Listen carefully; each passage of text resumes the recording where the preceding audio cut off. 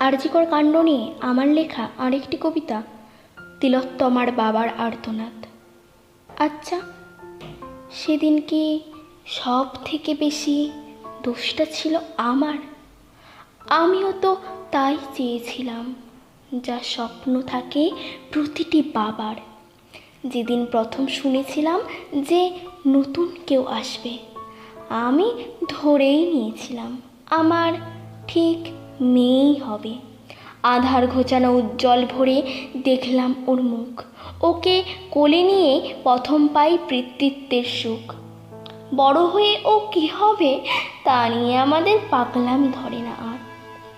আমার বড্ড ইচ্ছা ছিল বড় হয়ে মেয়ে হবে ডাক্তার। জানো তো, ঠিক তাই হলো, মেয়ে আমার বড় ডাক্তার। দেশ জুড়ে টিভি খবরে চারিদিকে নাম তার।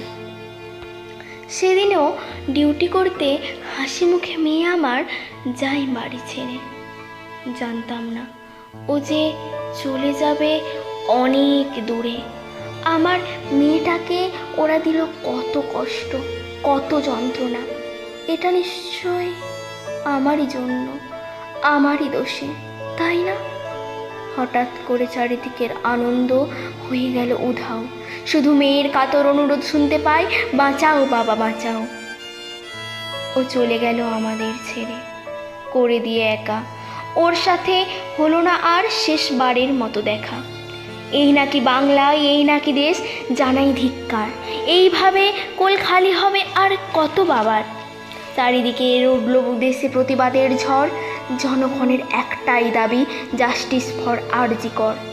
সরকারের তাতে নেই কোনো হেলদোল, এটা নাকি আমাদেরই ভাগ্যে লেখা।